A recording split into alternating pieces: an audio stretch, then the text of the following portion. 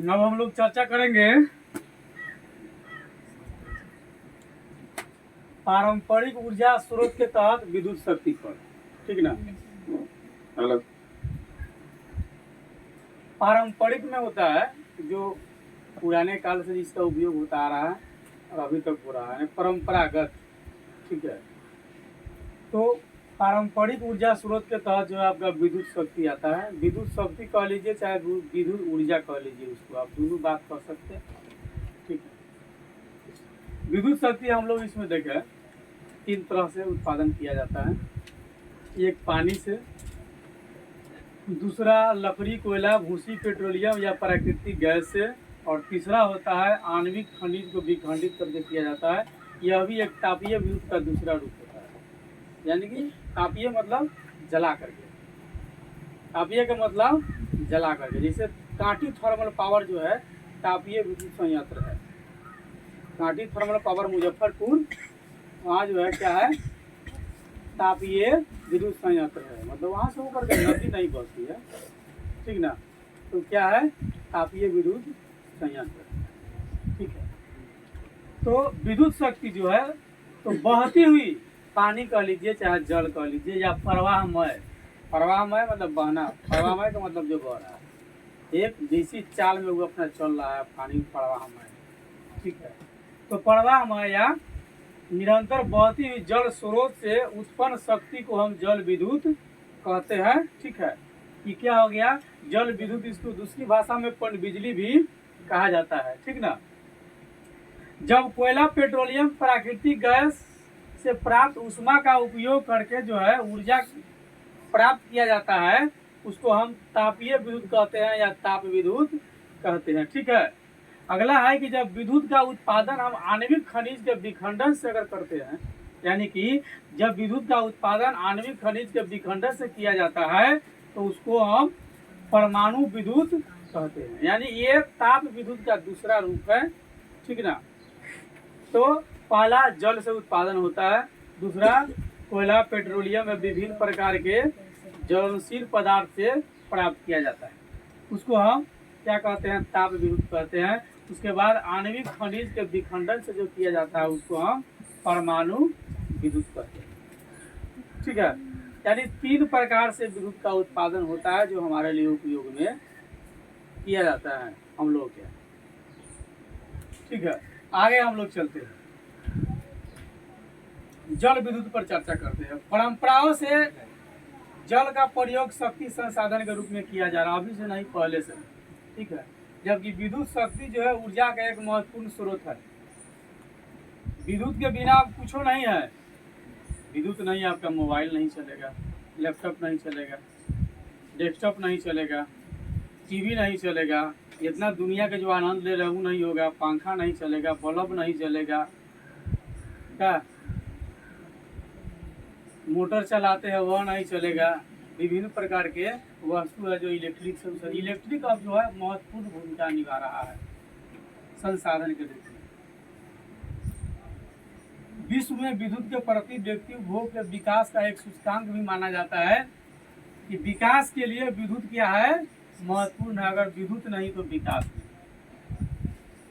कोई न्यूज अगर कहीं से कहीं पहुंचाना हो तो उसके लिए इलेक्ट्रिक सहायता चाहिए ना, वहाँ भी चाहिए और यहाँ भी चाहिए, दोनों स्थान पर चाहिए, तभी जाकर के हो सकता है, नहीं तो नहीं।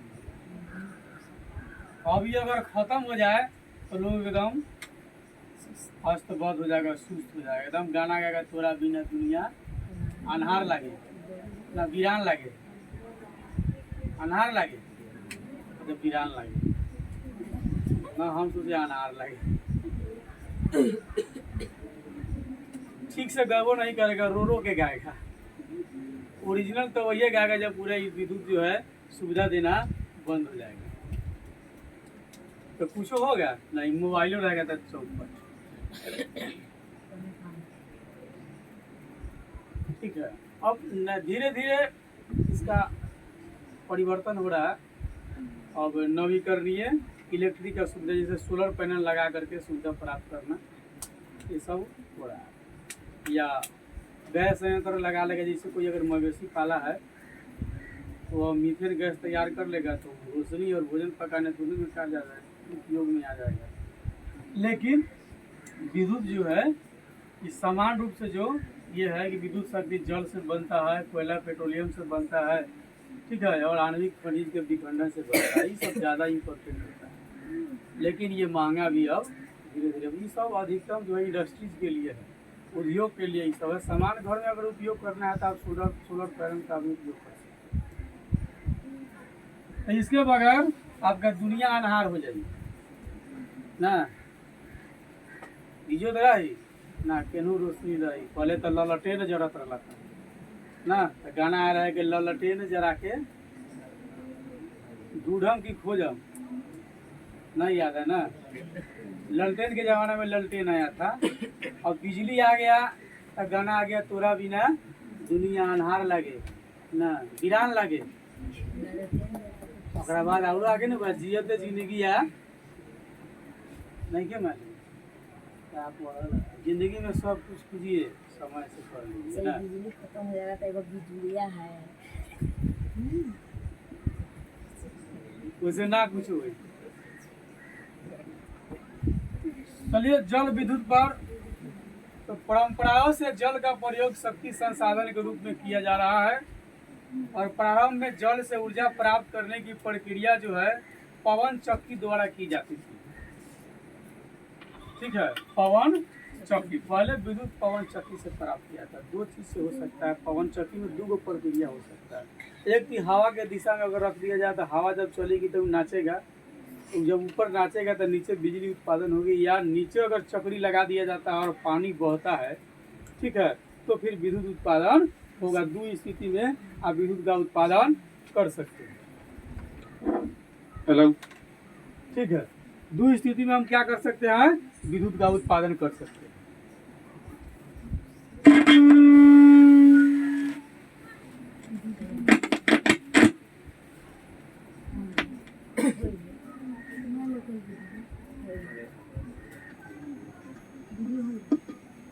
हेलो, तो दो प्रकार से विद्युत का उत्पादन किया जा सकता है, ठीक है। हेलो, तो पहली बताया है कि पवन चक्की अगर लगाते हैं, ठीक है, तो मान लिया पवन चक्की है, ठीक है, जब हवा जब बहेगा ना, इसमें ये क्या है, उत्तर हो गया, ये क्या हो गया, दक्षिण हो गया, ये है पूर्वी है, ठीक है। अगर पवन चक्की लगाया गया यहाँ पर, अगर पूर्व से हवा अगर बहता है पश्चिम की तरफ, तो पवन चक्की नाचेगा, और नाचने क्रम यहाँ पर जो है टरबाइन लगा होगा, तो विद्युत उत्पादन हो सकता है हवा के द्वारा भी। दूसरा, यह चक्की अगर नीचे लगा हुआ है, अब पानी का प्रवाह इस दिशा से, पानी ऐसे इस दिशा से इस दिशा में जा रहा है, यहाँ पर लगा हुआ है, तो फिर जब ये पानी की प्रवाह से, पानी की बल से, ठीक है, जो जब ये चक्की नाचेगा बहती हुई पानी के कारण, तो फिर टरबाइन नाचेगा, तो हम विद्युत उत्पादन कर सकते हैं। दो हिसाब से यहाँ पर किया जा सकता है, एक पवन के द्वारा, एक जल के द्वारा, ठीक है। तो पहले पवन चक्की का उपयोग किया जाता था। 20वीं सदी में जो है सीमेंट, डायनेमो, पोर्टलैंड सीमेंट द्वारा नदियों को बांधने की प्रक्रिया का आविष्कार हुआ, तब जो है जल विद्युत के विकास में बहुत तेजी आ गया। पहले पानी इधर उधर है, जब सीमेंट इत्यादि जब हुआ, उसे जब बांध बनाया गया, तो पानी को बांध करके लाएगा, प्रेशर में लाएगा, जब चारों तरफ से घेर लेगा उसको, तो पानी ज्यादा इधर उधर नहीं भागेगा। तो जल विद्युत उत्पादन में बहुत तेजी आ गई। कब? 20वीं शताब्दी में। कब आई?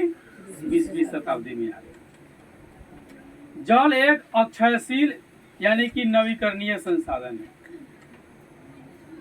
क्या है? जल अक्षयशील यानी कि नवीकरणीय संसाधन है। हम इसका उपयोग करेंगे, फिर प्राप्त किया जा सकता है। जल का आणविक सूत्र H2O, हाइड्रोजन और ऑक्सीजन के मिश्रण से जल बनता है।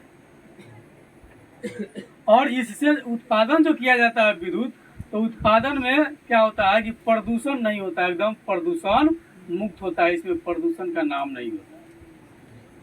जल विद्युत उत्पादन के लिए जो है सदावाहिनी नदी में प्रचुर जल की राशि, नदी मार्ग में ढाल, जल का तीव्र वेग, प्राकृतिक जल प्रपात का होना अनुकूल भौतिक दशाएं है। अगर नदी जिस दिशा से बढ़ रही है तो नदी का ढाल होना चाहिए तो ना पानी स्पीड में आएगा, और जब पानी स्पीड में आएगा तो उतना जोर से नचाएगा टरबाइन को, और जितना जोर से नचाएगा, जितना अधिक नाचेगा उतना अधिक बिजली का उत्पादन होगा, यानी उतना अधिक विद्युत का उत्पादन होगा।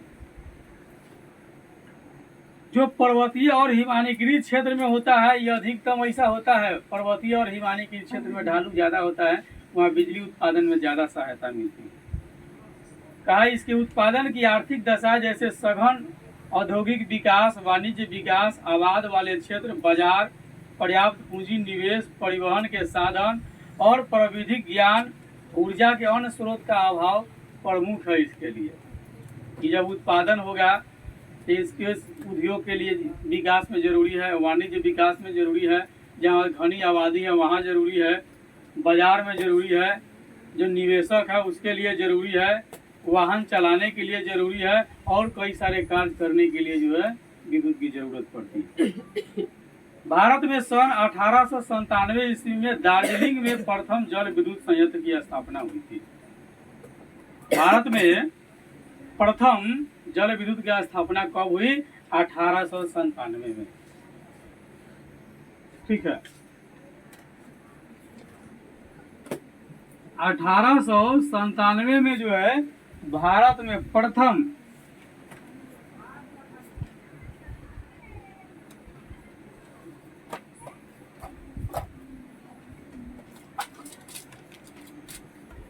जल विद्युत की स्थापना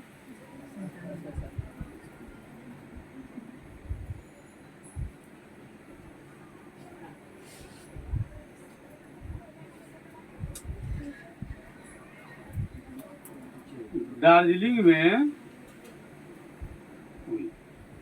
ठीक है, यानी कि भारत में प्रथम जल विद्युत की स्थापना कब हुई? 1897 में। और कहाँ हुई? दार्जिलिंग में। इसके बाद कर्नाटक के शिव सुंदरम में कावेरी नदी के जल प्रपात पर दूसरे जल विद्युत संयंत्र की स्थापना हुई। उसके बाद कहाँ हुई? कर्नाटक में। पहली कब हुई? प्रथम दार्जिलिंग में हुई। ठीक है, दूसरा हुआ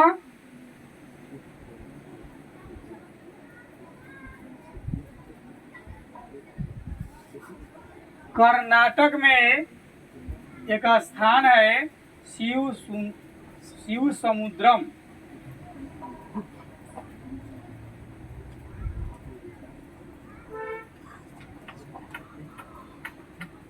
दूसरा यहाँ हुआ। ठीक है, दूसरा विद्युत शक्ति का स्थापना कहाँ हुआ? कर्नाटक शिव समुद्रम में। ठीक है, कौन नदी पर? कावेरी नदी पर। ठीक है, कौन नदी पर? कावेरी नदी पर हुआ। दूसरा हुआ आपका कर्नाटक शिव समुद्रम कावेरी नदी पर जो है आपके विद्युत शक्ति की स्थापना हुआ। ठीक है, 1930 तक पश्चिमी घाट पर्वतीय क्षेत्र में। कब? 1930 तक। चल जाइए आप, 1930 तक जो है पश्चिमी घाट पर्वतीय क्षेत्र उत्तर प्रदेश, हिमाचल प्रदेश, तमिलनाडु, कर्नाटक आदि राज्य में कई जल विद्युत संयंत्र स्थापित हो चुके थे। ठीक है, 1930 में आप देख लीजिए कहाँ कहाँ हो गया था। 1930 तक। ठीक है, 1930 तक पश्चिमी घाट और पर्वतीय क्षेत्र, पश्चिमी घाट व पर्वतीय क्षेत्र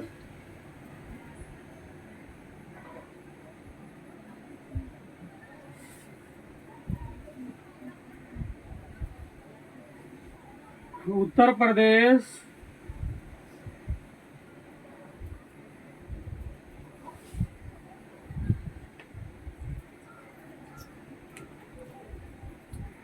हिमाचल प्रदेश,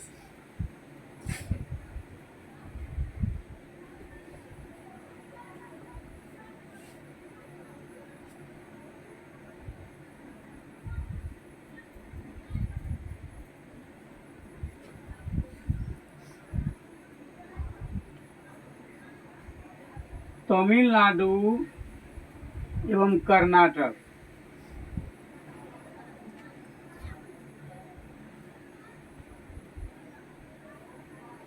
कर्नाटक के कई क्षेत्रों में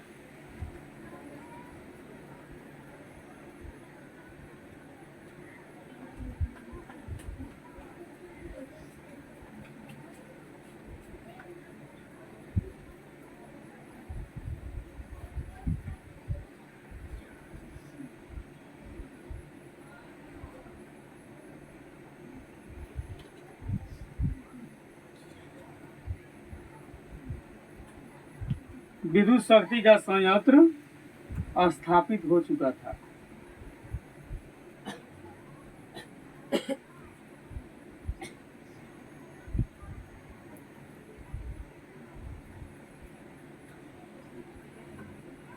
ठीक है। 1947 तक भारत में 508 मेगावाट बिजली उत्पादन की जाने लगी थी। 1947 तक कितना मेगावाट? 508 मेगावाट उत्पादन हो रही थी भारत में। ठीक है। कई बहुउद्देशीय योजना को संचालित इससे किया गया और ताकि विद्युत शक्ति का समुचित और तेजी से विकास हो सके,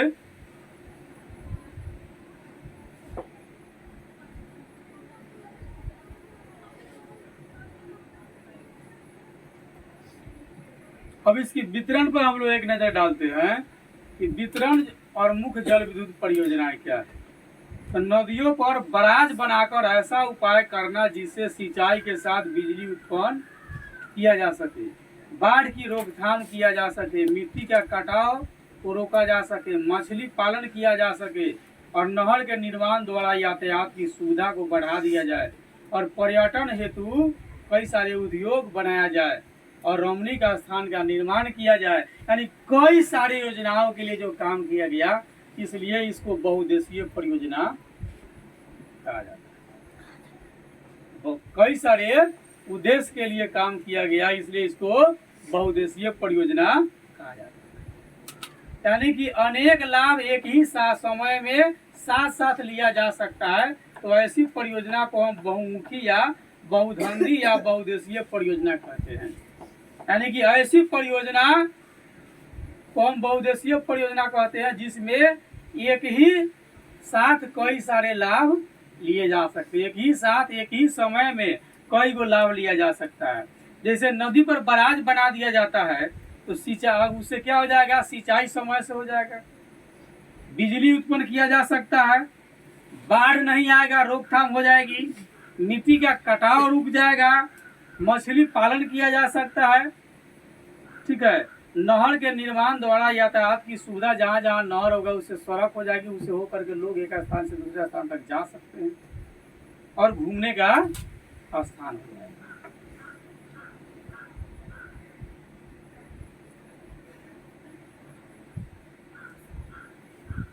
तो बहुउद्देशीय परियोजना का मतलब वह परियोजना जो एक ही समय में एक ही साथ कई सारे उद्देश्यों को पूरा करती है, उसको हम बहुउद्देशीय परियोजना कहते हैं। इसमें लिखे ना, ये कन्फर्म हो लीजिए बहुउद्देशीय परियोजना किसे कहते हैं, हम माइंड में सेट कर लीजिए। एक ही समय में एक ही साथ कई सारे उद्देश्यों को पूर्ति के लिए जो योजना चलाई जाती है उसको हम बहुउद्देशीय परियोजना कहते हैं, बहुमुखी परियोजना कहते हैं, बहुधंधी परियोजना कहते हैं। बहुमुखी, बहुधंधी चाहे बहुउद्देशीय परियोजना एक ही बात को कहा जाता है।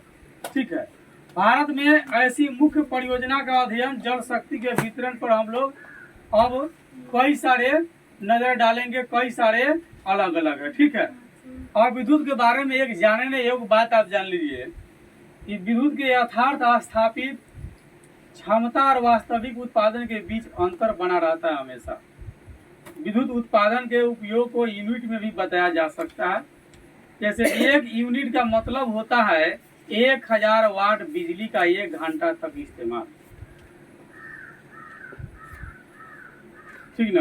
यानी 1000, जैसे मान लीजिए आप 1000 वाट का बल्ब अगर लगा देते हैं तो 1000 वाट का बल्ब 1 घंटा में जितना बिजली का खपत करेगा ना उसको हम 1 यूनिट कहते हैं।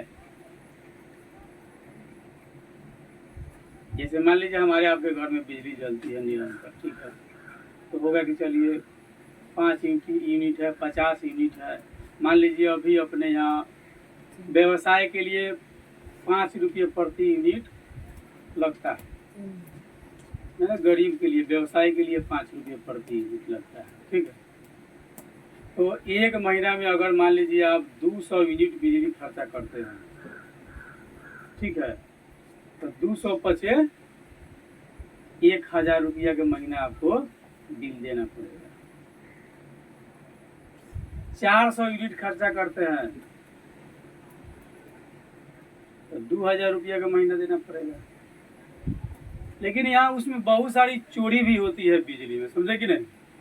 बिजली का मूल रूप से बिल कब आना चाहिए, जो बिजली के कर्मचारी जो होते हैं उसको आना चाहिए, ठीक है, और मीटर का रीडिंग करके तब बिल उसको काटना चाहिए। लेकिन वो ऐसा नहीं करता है, तो वहीं से बैठले बैठले जनरल सब पर बिल मार देगा। देखिएगा किसी किसी को 2 बल्ब जल रहा है ना और 6 महीना का बिल आ जाएगा आपको 20,000 25,000। अब ये बात है कि अगर 3 रुपये प्रति अगर यूनिट देता है गरीबों को, अगर 3 रुपये यूनिट दे रहा है तो 2 बल्ब जलेगा तो नॉर्मल अभी बल्ब जलाएगा 8 से 10 वाट का बल्ब जलाएगा वो। तो एक यूनिट पुराने के लिए मतलब जो है 1000 वाट का बल्ब 1 घंटा में 1 यूनिट पुराएगा वो क्या। अगर कोनो 20 वाट के बल्ब जलाता है, 20 वाट का बल्ब जलाएगा तो कितना 20 वाट 1000 नो अनुपात में आ जाएगा वो। 1000 1 घंटा में जितना करेगा तो 20 वाट का बल्ब उतना थोड़ी पूरा लेगा वो, संभव नहीं कि उतना हो जाएगा वो, एकदम असंभव बात है। लेकिन बिल काटने वाला वहां से क्या करता है, सीधे बिल बैठा दे, उसके बाद आप दौड़ते रहिए दौड़ते रहिए दौड़ते रहिए, दौड़ते दौड़ते अब 20,000 के है तो 10,000 में जाके मैनेज होगा, नहीं तो ये प्राइवेटीकरण हो गया है, उसका केस बन जाएगा आपके ऊपर, वो अलगे मुसीबत खड़ा कर देगा आपको।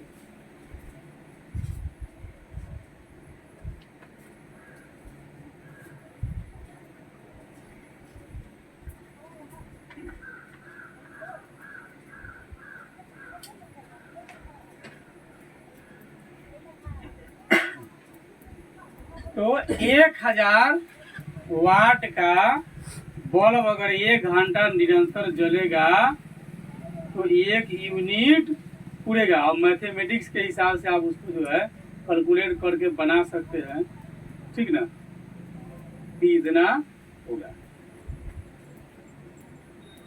ठीक ना। यानी कि कितना कहे हैं 1000 वाट का कितना देर जलेगा 60 मिनट जलेगा, तब 1 यूनिट पूरेगा, ठीक है।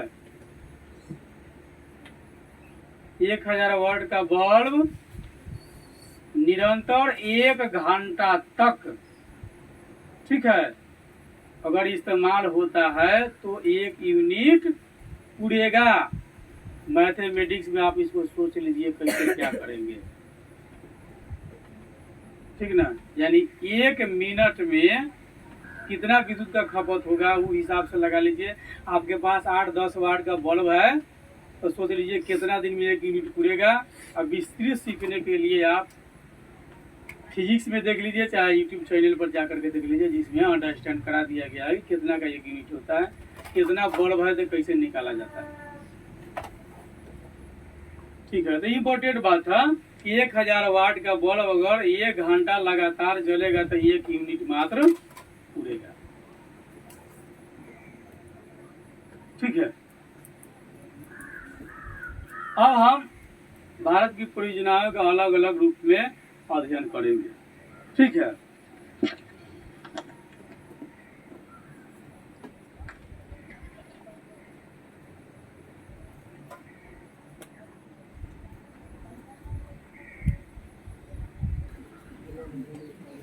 भारत में पाई जाने वाली मुख्य बहुउद्देशीय परियोजना या भारत में चलाई जाने वाली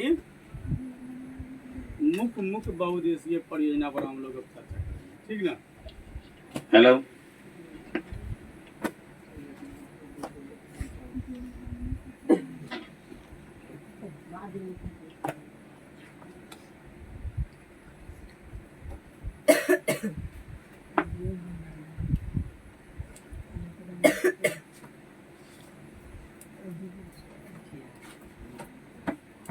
तो बहुउद्देशीय परियोजना पर हम लोग अभी चर्चा किए थे कि वह परियोजना जो कई सारे उद्देश्य के लिए चलाया जाता है उसको हम क्या कहते हैं, बहुउद्देशीय परियोजना, ठीक है।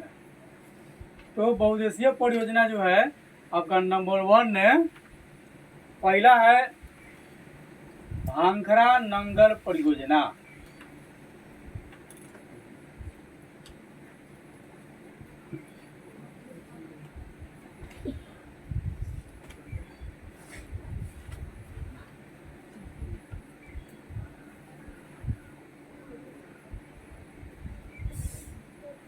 भांखड़ा नंगल परियोजना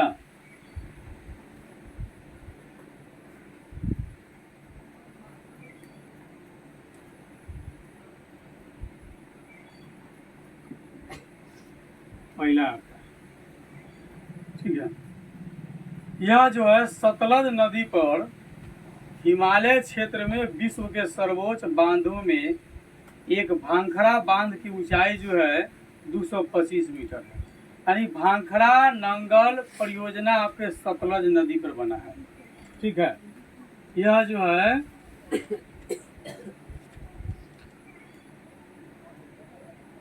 सतलज नदी पर, ठीक है, बना हुआ है परियोजना, ठीक है। और भांखड़ा बांध की ऊंचाई 225 मीटर है। जो इस पर बांध जो बनाया गया है भांखड़ा बांध की ऊंचाई 225 मीटर, ठीक है। यानी भांखड़ा नंगल परियोजना जो है सतलज नदी पर बनाया गया है। भांखड़ा बांध की ऊंचाई जो है 225 मीटर। तो मूल रूप से सतलज नदी पर यह बनाया गया है और हिमालय क्षेत्र में विश्व के सर्वोच्च बांधों में एक भांखड़ा बांध की ऊंचाई 225 मीटर है। यह भारत की सबसे बड़ी परियोजना है। भारत की सबसे नदी घाटी परियोजना कौन है? भांखड़ा नंगल परियोजना। यह भारत की सबसे बड़ी परियोजना है, ठीक ना। क्या यह भारत की सबसे बड़ी परियोजना है? भारत की सबसे बड़ी परियोजना है,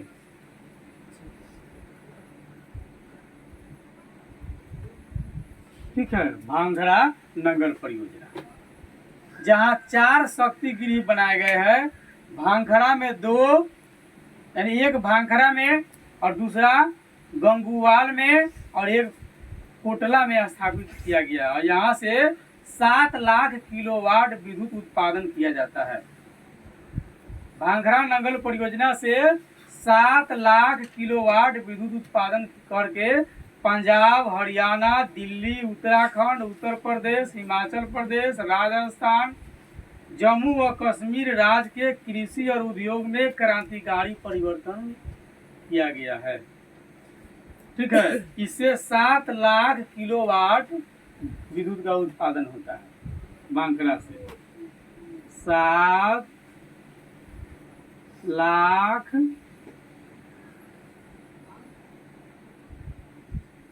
किलोवाट विद्युत का उत्पादन होता है।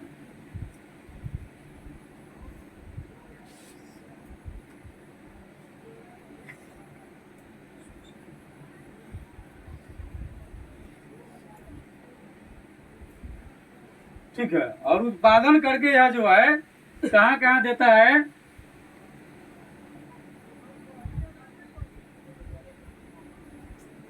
पंजाब, हरियाणा,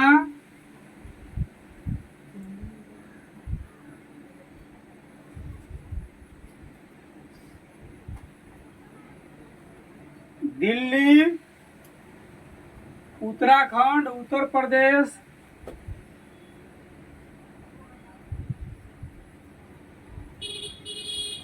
उत्तराखंड,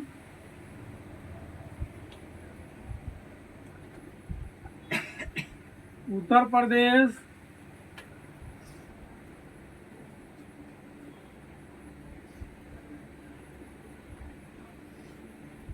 हिमाचल प्रदेश,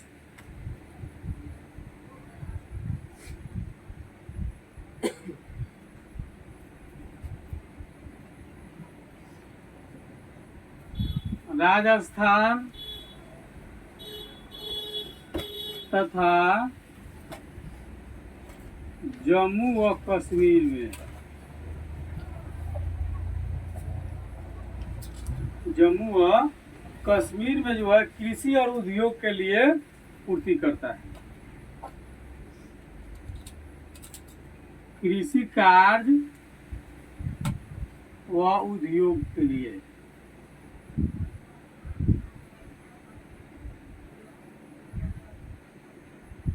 यह बिजली सहायता यानी कि विद्युत सहायता देता है। कौन? भांखड़ा नंगल परियोजना किस नदी पर बनी है? सतलज नदी पर। भांखड़ा बांध की ऊंचाई 225 मीटर है। यह भारत की सबसे बड़ी परियोजना है। यह जो है 7 लाख किलोवाट विद्युत का उत्पादन करता है, जो पंजाब, हरियाणा, दिल्ली, उत्तराखंड, उत्तर प्रदेश, हिमाचल प्रदेश, राजस्थान, जम्मू और कश्मीर में कृषि कार्य और उद्योग के लिए विद्युत शक्ति का यानी विद्युत ऊर्जा का पूर्ति करता है। अब आपसे पूछेगा, बताइए उत्तराखंड में कौन परियोजना से विद्युत शक्ति की पूर्ति होती है? ऑब्जेक्टिव पूछ देगा। उत्तर प्रदेश, हिमाचल प्रदेश में किस परियोजना से विद्युत शक्ति का पूर्ति होता है? ऑब्जेक्टिव में घुमा हुआ के पूछ लेगा। दूसरा है दामोदर घाटी परियोजना। पहला है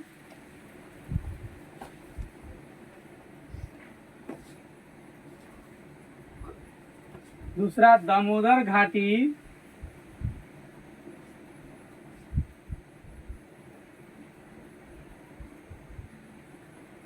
परियोजना, ठीक है। दूसरा है दामोदर घाटी परियोजना आपका, ठीक है। यह परियोजना दामोदर नदी के भयंकर बाढ़ से झारखंड एवं पश्चिम बंगाल को बचाने के साथ साथ तिलैया, मैथन, कोनार और पंचेत पहाड़ी में बांध बनाकर 1300 मेगावाट जल विद्युत उत्पन्न करने में सहायक है, ठीक है।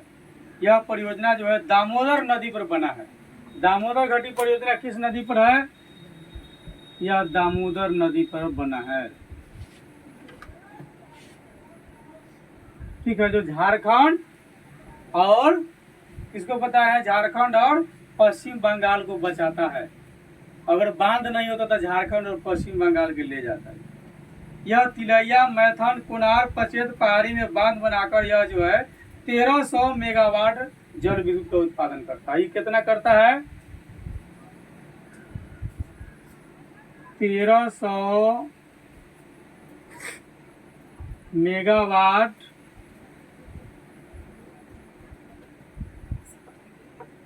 जल विद्युत का उत्पादन करता है।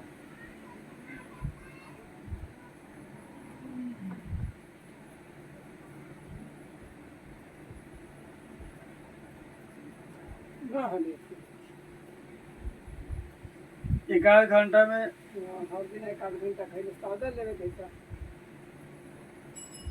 पैका देर में कर दी हो गए बा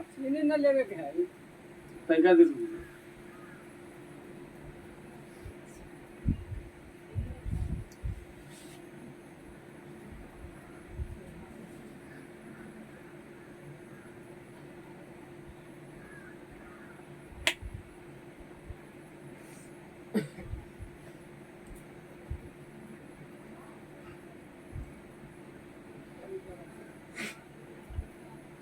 इससे लाभ जो है आपको बिहार, झारखंड, पश्चिम बंगाल को होता है।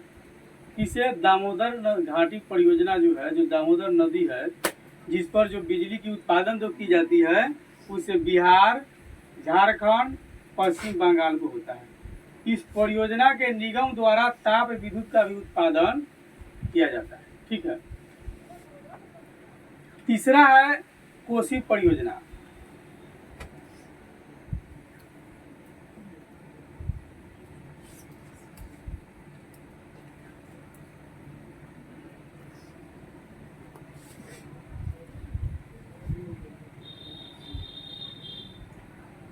तीसरा कोसी परियोजना है आपका। ठीक है।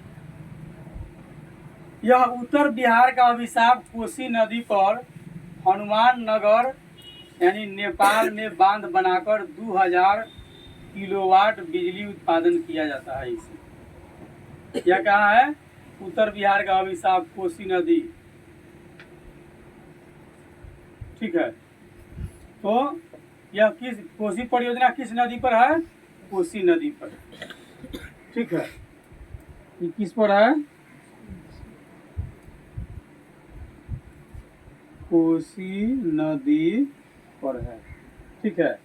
बांध बनाई उत्पादन जो किया जाता है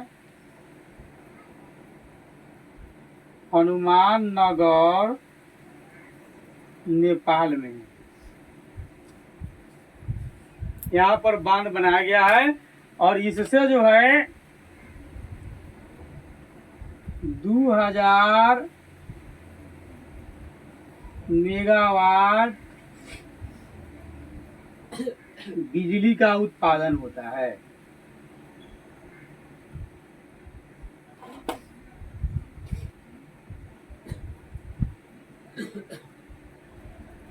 ठीक है। इससे 2000 मेगावाट बिजली की उत्पादन होती है, जिसकी आधी बिजली नेपाल को जाती है, आधी बिजली जो है बिहार को मिलती है। ठीक है। चौथा आपका रिहंद परियोजना।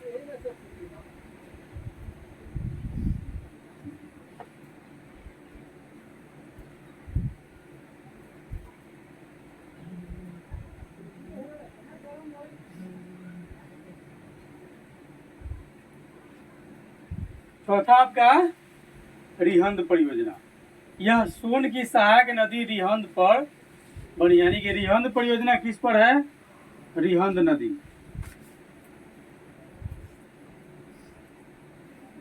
यह सोन नदी की सहायक है। यह सोन नदी की सहायक है।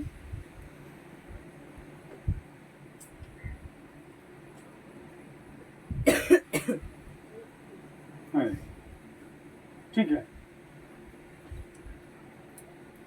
और रिहंद जो है उत्तर प्रदेश में। कहाँ है यह नदी? किस राज्य से होकर के बहती है?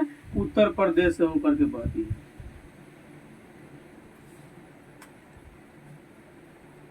ठीक है। उत्तर प्रदेश में जो है आपका रिहंद नदी है, जिस पर रिहंद परियोजना बनाया गया है। लगभग 934 मीटर लंबा बांध और कृत्रिम झील यानी गोविंद बलवंत पंत सागर का निर्माण कर बिजली उत्पादन की जाती है और इस योजना के अंतर्गत लगभग 30 लाख किलोवाट विद्युत उत्पादित की जाती है। इससे लगभग यानी गोविंद बल्लभ पंत सागर का निर्माण कर बिजली उत्पादित की जाती है और इस योजना के अंतर्गत आपको 30 लाख किलोवाट बिजली उत्पन्न की जाती है। ठीक है। रिहंद परियोजना से कितना होता है? 30 लाख। बहुत 30 लाख किलोवाट विद्युत उत्पादन किया जाता है।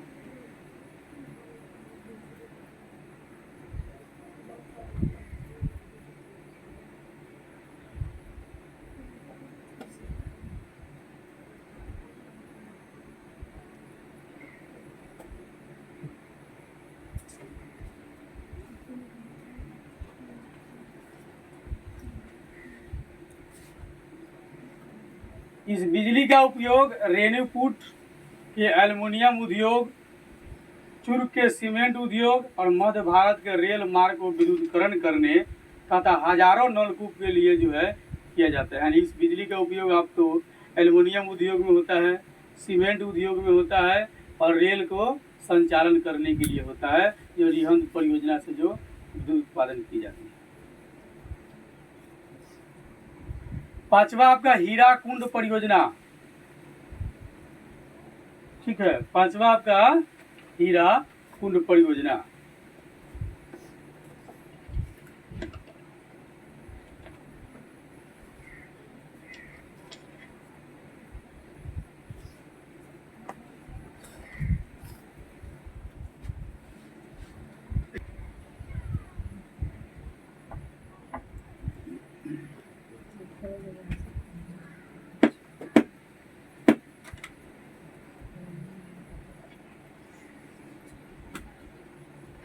क्या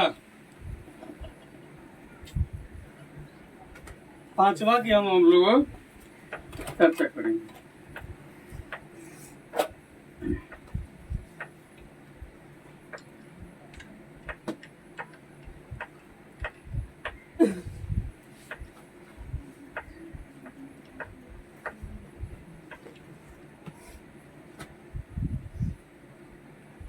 पांचवा है हीराकुंड परियोजना, हीराकुंड उसको कहा जाता है।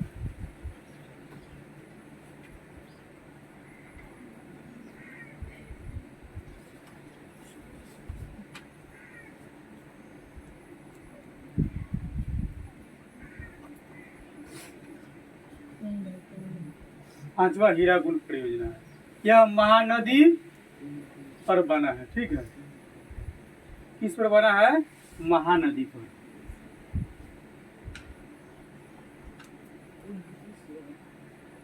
इसी का वर्णन है सेकेंड हिंदी में, महानदी में जो बाढ़ आता है और लोग दह जाता है, तो महानदी, बड़ी महानदी कहाँ है आपको?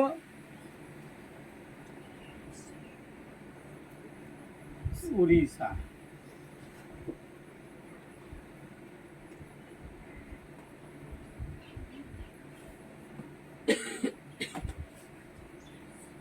उड़ीसा में है महानदी। ठीक है, उड़ीसा में विश्व का सबसे लंबा बांध है। ठीक है, यहाँ क्या है? विश्व का सबसे लंबा, ऊंचा नहीं, सबसे लंबा बांध है आपको। ठीक ना, जो 4801 मीटर है। कितना है? 4801 मीटर का है। 4801 मीटर का है। यह जो है 2.7 लाख किलोवाट बिजली का उत्पादन करता है। ठीक है ना, यह 2.7 लाख किलोवाट बिजली का उत्पादन करता है।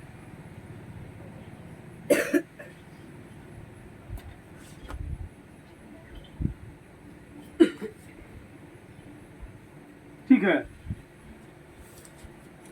यह उड़ीसा और आसपास के क्षेत्र के कृषि और उद्योग में यह अपना बिजली सप्लाई करता है। इसकी सप्लाई होती है उड़ीसा व आसपास के कृषि क्षेत्र, आसपास के कृषि क्षेत्र में इसका उपयोग किया जाता है। छठा है चंबल घाटी परियोजना।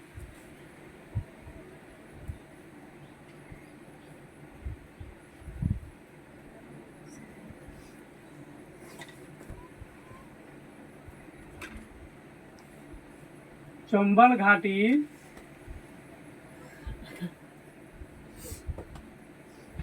परियोजना आपका छठा तलब। ठीक है। तो चंबल नदी पर चंबल घाटी परियोजना बनाया गया है।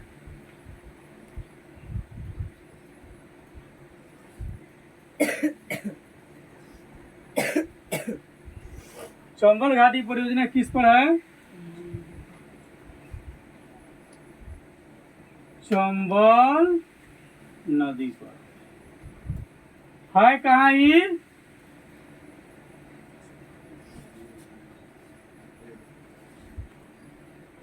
राजस्थान का, राजस्थान में है आपको, ठीक ना। तो राजस्थान में 3 बांध जो है आपको गांधी सागर, राणा प्रताप सागर और कोटा में स्थापित कर 3 शक्ति गृह की स्थापना किया गया है, ठीक है।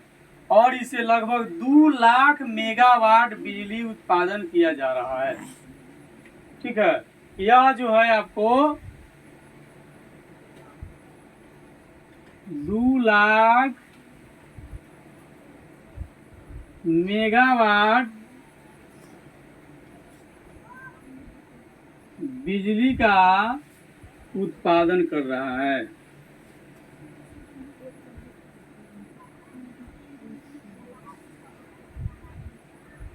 ठीक है, यह 2 लाख मेगावाट बिजली का उत्पादन कर रहा है, ठीक है ना। जो गांधी सागर, राणा प्रताप सागर और कोटा को मिला 3 जगह जो है इसकी संयंत्र लगाई गई है।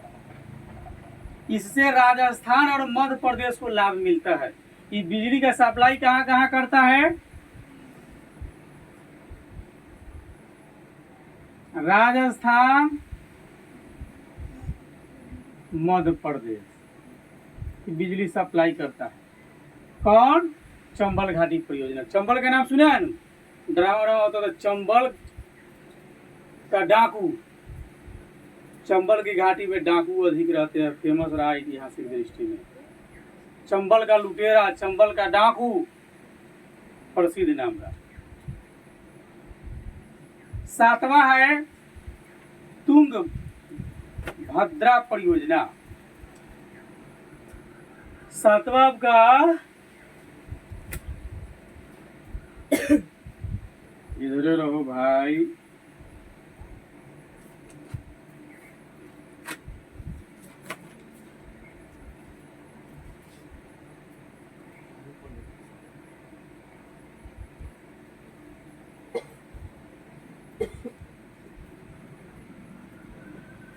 सातवां है तुंग भद्रा परियोजना, ठीक है।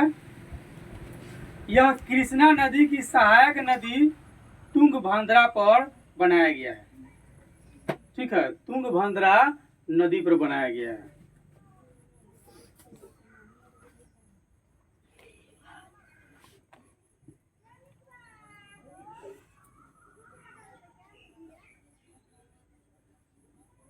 बनाया है, ठीक है। ये तुंगभद्रा जो है क्या है? यह कृष्णा नदी की सहायक है।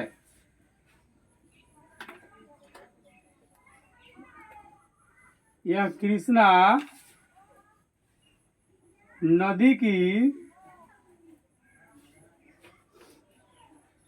सहायक है तुंगभद्रा, और इस पर तुंगभद्रा परियोजना बनाया गया है, ठीक है, ठीक है। और यह कहाँ है? कर्नाटक में। कर्नाटक में अवस्थित दक्षिण भारत की सबसे बड़ी नदी घाटी परियोजना है। तुंगभद्रा परियोजना कहाँ है? कर्नाटक में, ठीक है। यह दक्षिण भारत की सबसे बड़ी परियोजना है, ठीक है। यह दक्षिण भारत की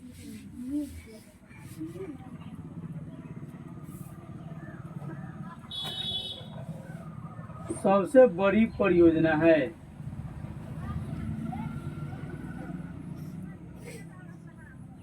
ठीक है। तुंगभद्रा परियोजना कहाँ है? कर्नाटक में। यह कर्नाटक आंध्र प्रदेश के सहयोग से तैयार हुआ है। इसकी बिजली की उत्पादन क्षमता 1 लाख किलोवाट है। यह जो है आपको 1 लाख किलोवाट विद्युत का उत्पादन करता है। 1,00,000 किलोवाट विद्युत का उत्पादन करता है, जो कर्नाटक और आंध्र प्रदेश में यह सप्लाई किया जाता है। सिंचाई और कई सारे छोटे बड़े उद्योग में इसकी पूर्ति की जाती है। ठीक है। 8वां और अंतिम आपका सारवती नदी परियोजना।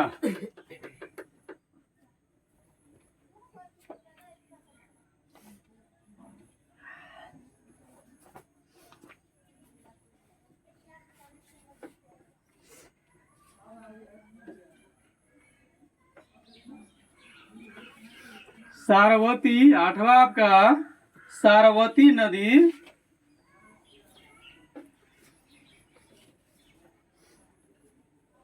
परियोजना। ठीक है। यह कर्नाटक में पश्चिम घाट की सारवती नदी पर जोग प्रपात के पास 2160 मीटर लंबा और 62 मीटर ऊंचा बांध बनाकर बिजली उत्पादन किया जाता है। ठीक है। तो सारवती नदी परियोजना कहाँ आपको सारवती नदी पर है। कहाँ है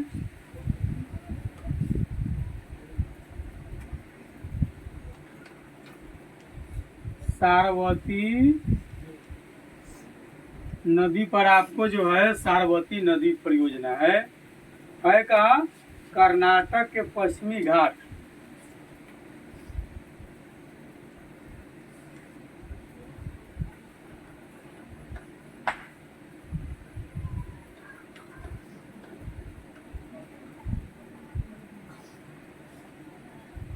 पश्चिमी घाट पर बनाया गया है। ठीक है। जो जोग प्रपात के पास 2160 मीटर लंबा है। ठीक है। इसकी लंबाई 2160 मीटर, ऊंचाई 62 मीटर, ऊंचाई 62 मीटर है। इसकी विद्युत उत्पादन क्षमता जो है 13 लाख किलोवाट करने की योजना है।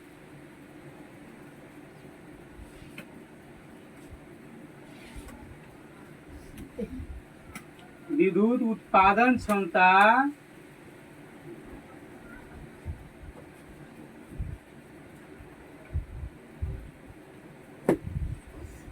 13 लाख किलोवाट करने की योजना है।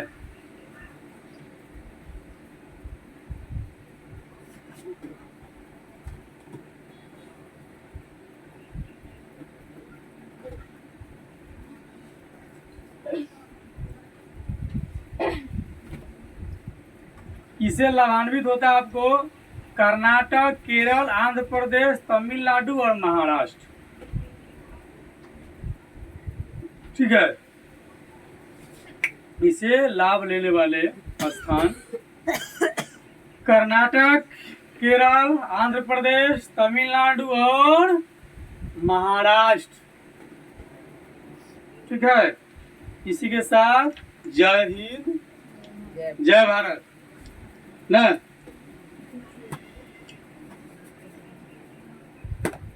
अगले दिन ताप शक्ति पर चर्चा होगी। आज विद्युत शक्ति पूरा दिन हो गया।